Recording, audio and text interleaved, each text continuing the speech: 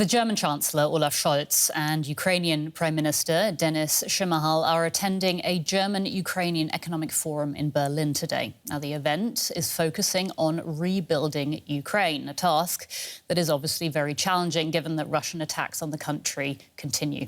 Due to intense artillery fire, authorities in the southern Ukrainian region of Kherson have now ordered a forced evacuation of children. Officials say that more than 800 children are expected to be moved to safer areas. Ukraine says that Russian forces have been shelling civilian infrastructure there incessantly. Katerina Litvinenko is an advocacy manager for Save the Children in Ukraine, and she joins me now from Kyiv. Thank you so much for your time today. So we hear this time the evacuation of children is mandatory. There have been reports that previous evacuation calls have been ignored. Can you help us understand why families would want to stay in areas that are being constantly shelled? Absolutely, and thank you for having me. As you have said, there is no safe place in Ukraine for children, but specifically in the areas close to the front line, children face grave danger of shelling and coming in contact with mines. So as we observe intensified shelling of these areas, government of Ukraine has ordered forced or mandatory evacuations. This is not the first time it's happened. It's happened in these areas previously, depending on the shifts in the front line. It is up to 1,000 children and their families that are affected by this order specifically.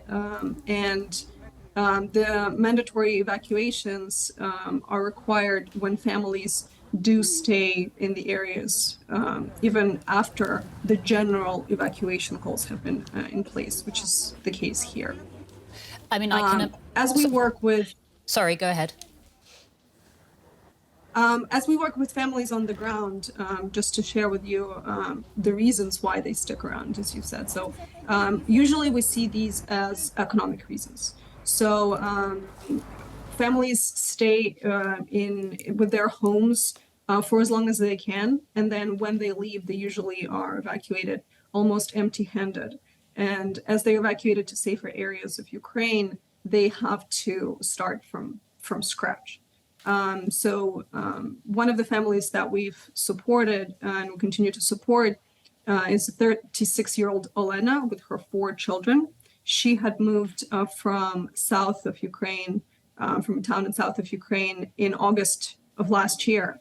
And as she tells the story, the apartment that they were renting came almost bare. And bare bones apartment cost them about half of their monthly assistance provided by the government to them as displaced families. Okay. And they run out of economic resources is basically the issue.